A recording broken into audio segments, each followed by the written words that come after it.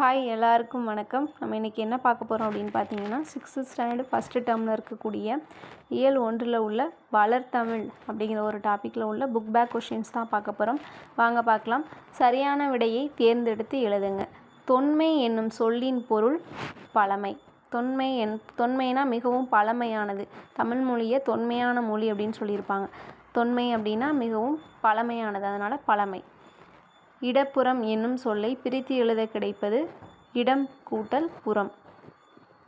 சீரிழமை என்னும் சொல்லை பிரித்து எழுத கிடைப்பது சீர்மை கூட்டல் இளமை. சிலம்பு கூட்டல் அதிகாரம் என்பதனை சேர்த்து எழுத கிடைக்கும் சொல் சிலப்பதிகாரம். சிலப்பதிகாரம். கணினி கூட்டல் தமிழ் என்பதனை சேர்த்து எழுத கிடைக்கும் சொல் கணினி தமிழ். வல்லினம் மிகுந்து வரும். தமிழ்மொழி போல் இனிதாவது எங்கும் காணோம் என்று பாடியவர் பாரதியார்.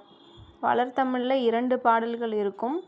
அந்த 2 பாடலையுமே பாடியவர் பாரதியார் தான். மா என்னும் சொல்லின் பொருள். மாக்கு பல சொற்கள் உள்ளது. அதில் ஒன்று விலங்கு. அடுத்தது கோடிட்ட இடத்தை நிரப்புங்க. நாம் சிந்திக்கவும் சிந்தித்ததை வெளிப்படுத்தவும் உதவுவது மொழி. நம்ம ஒரு விஷயம் சிந்திக்கிறோன்னா அது மற்றவங்கக்கிட்ட நம்ம எப்படி கன்வே பண்ணுவோன்னா ஒரு மொழி மூலியமாக தான் கன்வே பண்ணுவோம். அதான் நாம் சிந்திக்கவும் சிந்தித்ததை வெளிப்படுத்தவும் உதவுவது மொழி. தமிழில் நமக்கு கிடைத்துள்ள மிகவும் பழமையான இலக்கண நூல் தொல்காப்பியம். மொழியை கணினியில் பயன்படுத்த வேண்டுமெனில் அது டேஸ் அடிப்படையில் வடிவமைக்கப்பட வேண்டும். எண்களின் அடிப்படையில் நம்பர்ஸ் வைஸில் வடிவமைக்கப்பட வேண்டும். இந்த வீடியோ பிடிச்சிருந்துச்சு அப்படின்னா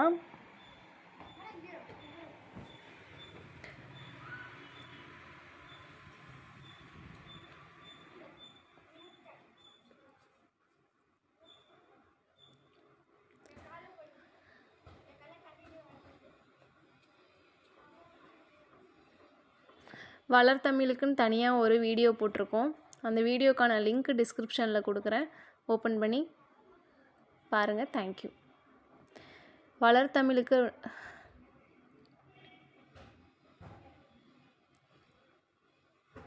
வளர்தமிழ் உரைநடைக்குன்னு தனியாக ஒரு வீடியோ போட்டிருக்கோம். டீட்டெயிலான ஒரு வீடியோ.